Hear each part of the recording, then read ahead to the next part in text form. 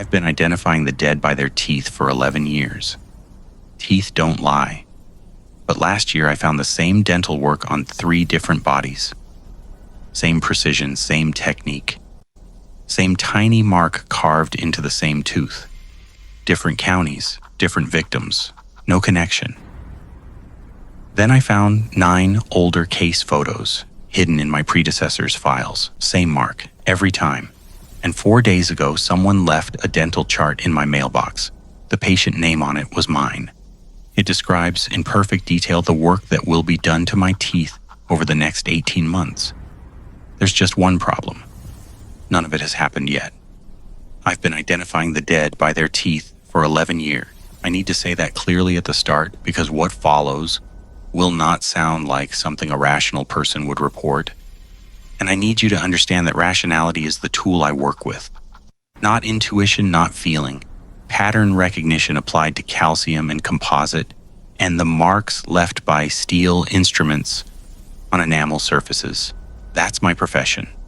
That's what I do. My name is Dr. Maren Tierney. I'm a board-certified forensic odontologist contracted through the Regional Medical Examiner Cooperative that serves 6 counties across southern Indiana and northern Kentucky. I'm not employed by any single office. I drive. I carry my own imaging equipment in the back of a climate-controlled van. I arrive after the pathologists have done their initial work, after the bodies have been photographed and weighed and opened and closed again, and I do what no one else in the room is trained to do. I look at the teeth, and I tell them who this person was. Most of the time, the work is tedious. I compare ante-mortem dental records, x-rays, treatment notes, insurance claims, against what I find in the remains. I map restorations, I catalog anomalies, I confirm or exclude identity. I write reports that are meant to be read by people who will never look at the photographs. The language is precise by necessity. There is no room in a forensic dental identification for poetic ambiguity. A mesial-occlusal composite on tooth number 14 either matches the ante-mortem record or it does not. The marginal ridge is intact, or it is not. The root morphology is consistent, or it is not. I am telling you this because I want you to understand what it means when I say I found the same hand. Not the same teeth, not the same patient, the same hand. The first time was October of last year. Made a set of remains recovered from a drainage culvert in Clark County, Indiana. Female, mid-40s based on preliminary pathology. No identification, no personal effects. Advanced decomposition consistent with 3 to 4 weeks of exposure.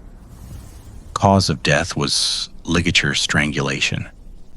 She had been wrapped in a moving blanket and placed, not thrown, placed, into the culvert with her head oriented upstream.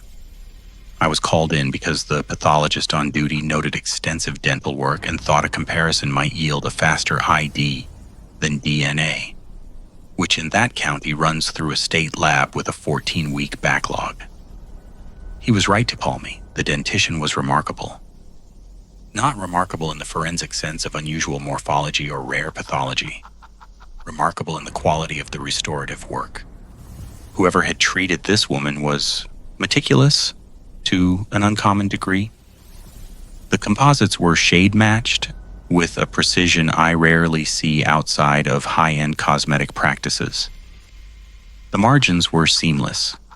There was a porcelain fused to metal crown on the upper left first molar that had been contoured so carefully it was almost indistinguishable from the adjacent natural tooth. The occlusal anatomy had been carved by hand, not pressed from a mold, not milled by a CAD/CAM unit. Carved. I could see the individual strokes of the instrument in the ceramic under magnification. I noted all of this in my report. I also noted something I could not explain at the time. A small, deliberate mark on the lingual surface of the lower right central incisor. It was not a scratch. It was not damage. It was a tiny, precise groove. It's less than 1 millimeter wide and perhaps 2 millimeters long, cut into the enamel with what appeared to be a fine diamond burr. It had no restorative purpose. It corresponded to no treatment I could identify. It was simply there, as though someone had signed the tooth the way a painter might sign a canvas, in a place no one would see unless they were looking with the right magnification and the right light and the right training. I flagged it as an anomaly. I noted that the mark appeared intentional and professionally executed. I submitted my report and moved on. The remains were eventually identified through DNA as a woman from Louisville who had been reported missing 6 weeks earlier. Her name was Beth Garland. I did not think about the mark again for 3 weeks. Then I drove to Harrison County. Here's the second set of remains was different in almost every respect. Male, late 20s, found in a sealed plastic storage container in a foreclosed property during a sheriff's auction inspection. Cause of death was blunt force trauma to the posterior skull. Decomposition was advanced, but slowed by the sealed environment. The pathologist estimated death at 6 to 8 weeks prior to discovery. I did my work. I imaged the dentition. I began my comparison. And within the first 5 minutes of examination, I felt something I had not felt in years of forensic work. A physical prickle at the base of my skull. A sensation I associate not with fear, but with recognition. The feeling you get when you see a word you know in a language you're not supposed to be reading. The restorative work was the same hand. I need to be precise about what I mean. Ichi, I do not mean the work was similar. I do not mean it was the same style.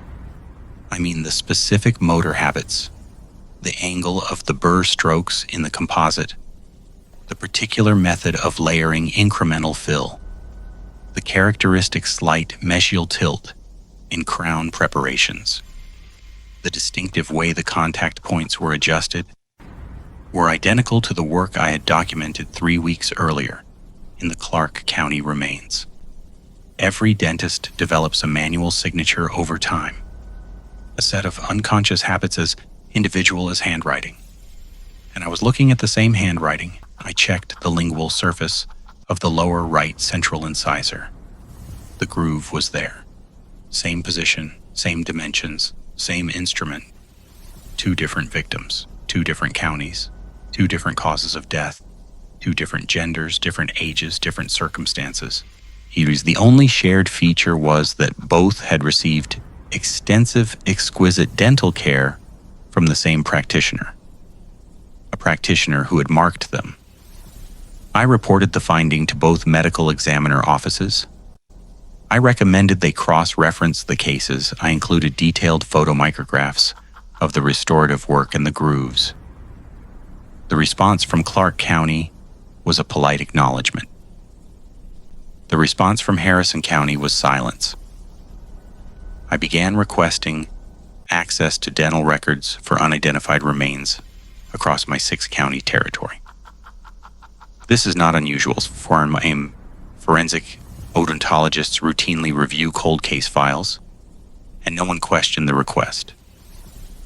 Over the following 4 weeks, I examined or re-examined records from 11 sets of unidentified remains held across the cooperative's jurisdiction. Most had minimal dental work. These 2 had no remaining dentition. 3 had standard restorative work from clearly different practitioners. 1 did not. She had been found 14 months earlier in a wooded area outside Corydon. Female, estimated early 60s, skeletonized, no identification, no match in NamUs or NCIC dental databases. Cause of death undetermined due to the condition of the remains. She had been cataloged, sampled for DNA, and stored. The original dental examination had been performed by my predecessor in the cooperative, a man named Dr. Alan Rowe, who had retired 8 months before I took the contract. Rowe's report was competent but brief. He had documented the restorations and noted the quality, but made no particular comment about the handwork. He had not flagged the groove on the lower right central incisor because he hadn't looked for it. Warned there was no reason to look for it unless you already knew it was there. I drove to the storage facility. I re-examined the remains. The groove was present. The restorative signature was consistent. 3 victims, 3 different demographic profiles, 3 different locations within a 60-mile corridor, all treated by the same dentist, all marked. I should tell you what the groove felt like under magnification, not what it looked like. I've described that. What it felt like. As a practitioner, to see it, it felt like being spoken to. Not metaphorically, the mark was communicative. It was placed in a location that would be invisible to any examination except a forensic one. It was executed with a tool and a technique that only a trained dental professional would recognize as intentional rather than accidental. And it was consistent across victims who shared no other link. Whoever made that mark knew that someday someone like me would find it. The mark was not evidence left behind by carelessness.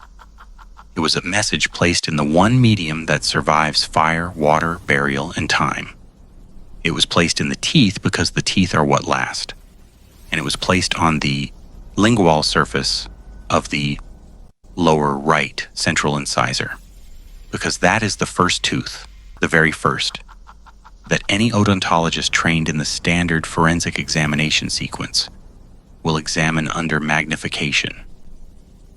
It was positioned to be found first, to set the frame, to make sure the person reading knew from the first tooth of the first quadrant that what they were about to see had been arranged.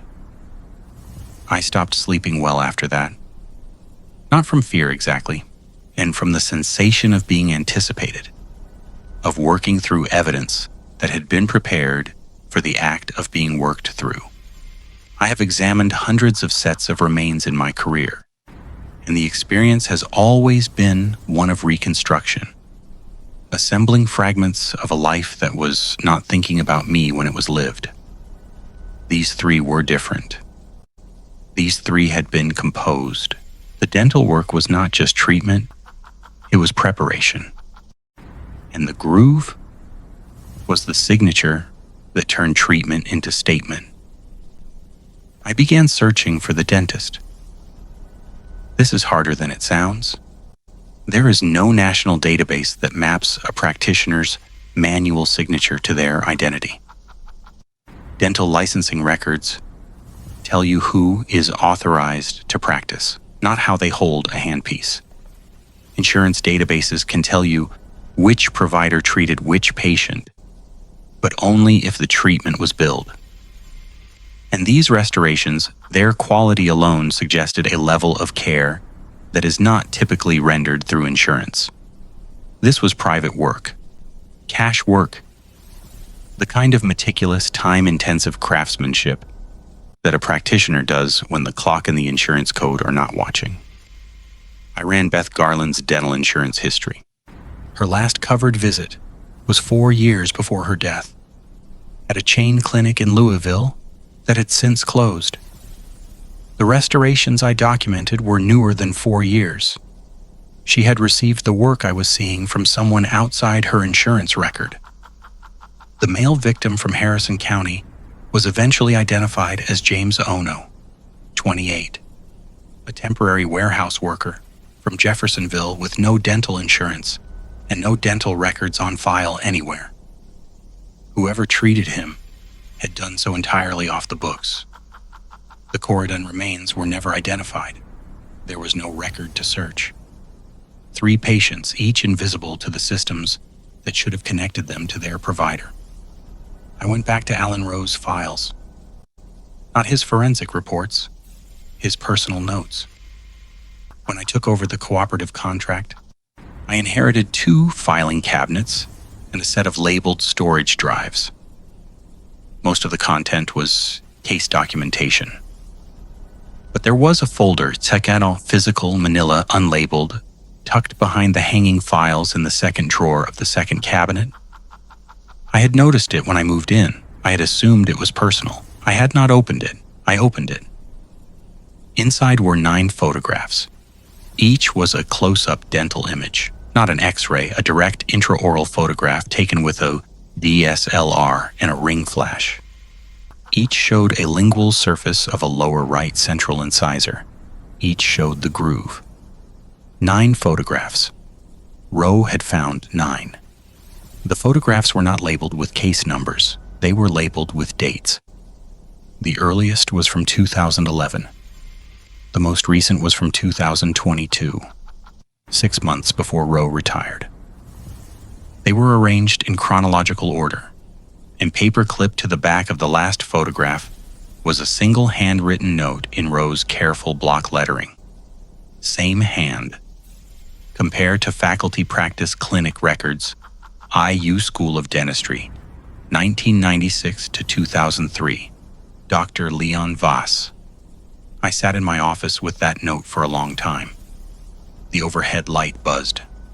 The filing cabinet was still open. I could hear the climate control cycling in the van outside. And I understood, with a clarity that felt less like discovery and more like arrival, that I had not found something hidden. I had reached the place in the trail where the person before me had stopped. Rowe hadn't retired because of his age. He was 61. Forensic odontologists work into their 70s routinely. He had retired because he had reached this note and decided not to take the next step. He had found the hand. He had found the name. You and he had put it in an unlabeled folder and walked away. I did not walk away. Indiana University School of Dentistry maintains archived faculty and clinic records going back to the 1970s. Access for forensic purposes requires a formal request through the dean's office, which I submitted the following morning with a case reference number from the Harrison County investigation. The request was approved in 4 days. Dr. Leon Voss had been a clinical associate professor of restorative dentistry at IU from 1994 to 2004. His faculty record was unremarkable. Teaching evaluations in the average range, a small publication history focused on direct composite technique, committee service, and curriculum review. His clinical practice within the school had been a faculty practice, treating patients directly while supervised students observed. And his patient load had been modest. His specialty, if the publications were any guide, was the kind of painstaking freehand composite work that most practitioners abandoned in favor of faster techniques by the mid-2000s. He resigned in 2004. The record did not indicate why. There was no disciplinary note, no malpractice flag, no forwarding address. I requested his dental licensing status from the Indiana Professional Licensing Agency. His license had been active from 1992 to 2005. It was not renewed. There was no record of license surrender, suspension, or revocation. He simply stopped renewing. In licensing terms, he became inactive. In practical terms, he ceased to exist as a dentist. I searched obituary databases, public records, court filings, property records. Leon Voss appeared in none of them after 2005. There was no death certificate in Indiana, no forwarding state license, no marriage, divorce, or property transaction. He had not died as far as any system could tell. He had simply stopped generating records, except in the teeth of the dead. I need to tell you about the next part carefully because it is where the story stops being an investigation and starts being something I do not have professional language for. After I received the IU records, I requested the faculty practice patient files for Dr. Voss. These are clinical records, treatment notes, x-rays, photographs for the patients he treated during his decade at the school. The archive delivered 11 boxes. I drove to Indianapolis and spent 3 days in a reading room, going through them. The work was consistent with what I had found in the remains. The same meticulous hand, each in the same layering technique, the same contouring philosophy. I could see the signature developing over time. Earlier cases showed a talented but still forming approach. Later cases showed the full maturity of the technique I had identified in the 3 bodies. The faculty practice patients were, in a sense, the drafts. The victims were the finished work. But that is not what stopped me. What stopped me was the photographs. Voss had been unusually thorough in his clinical photography. He documented not just the teeth, but the full face of each patient at intake, a practice that was common in prosthodontic cases but unusual for routine restorative work. The intake photos were filed at the front of each patient chart, and as I moved through the boxes, I began to notice something about the faces. They were not a random clinical population, and a faculty practice in a dental school typically draws from the surrounding community. A demographic cross-section weighted toward lower income, since the fees are reduced. Voss's patients were different. They shared a quality I could not immediately name. It was not a physical resemblance. It was not an age range or a gender distribution. It was something in the photographs themselves. Something about the way the patients looked into the camera. I went back through the intake photos a second time slowly, and I understood. They were alone, not alone in the photograph. That's standard for a clinical intake image. Alone in the way that shows in the eyes and the set of the mouth and the particular quality of stillness that a person carries when no one is expecting them home. I have seen this quality in remains, where it's in the bodies that are found late, that are found by accident, that are found only because a smell or a landlord or a welfare check intervened. It is the physical residue of disconnection, and Voss had selected for it.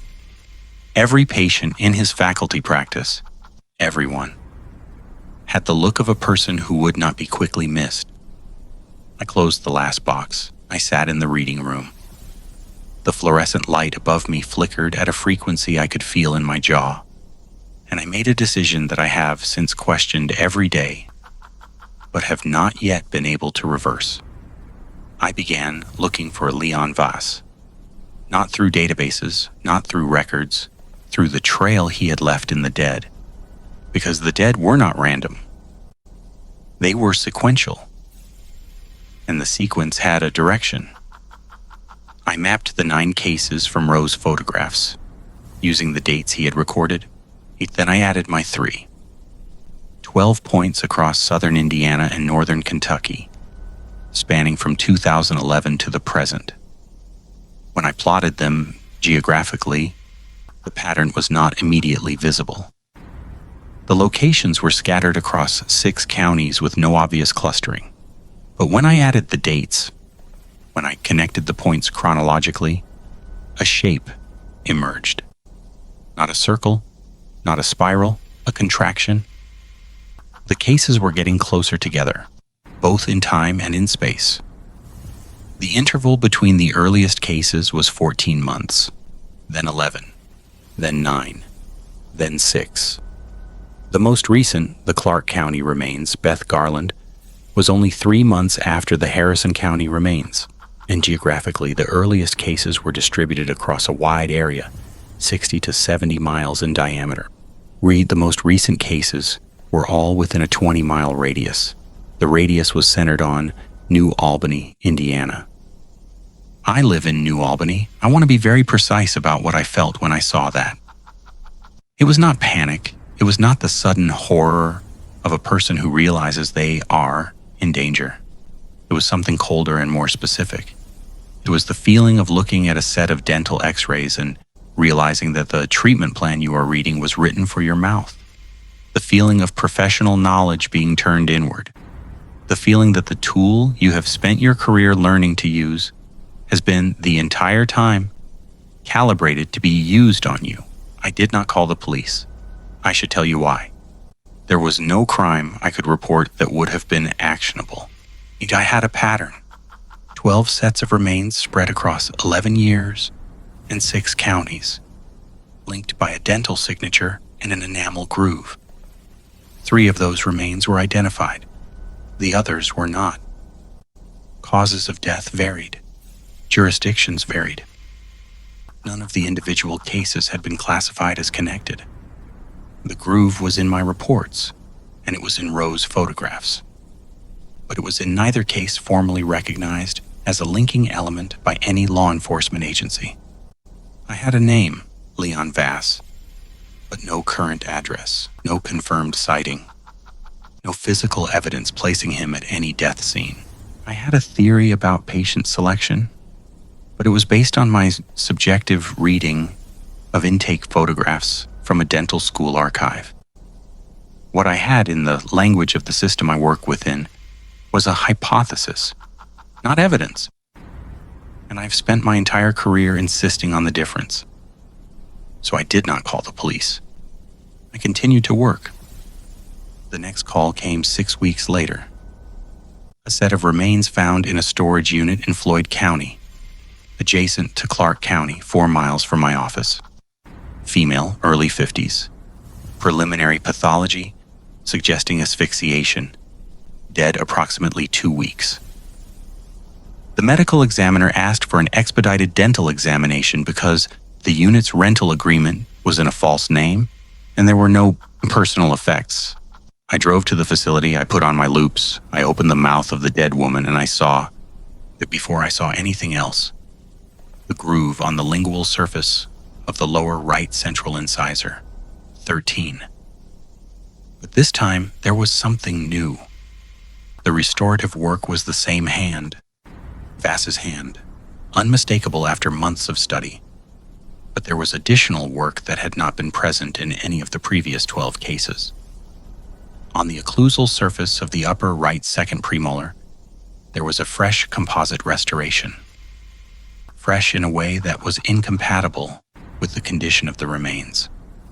The composite had been placed after death.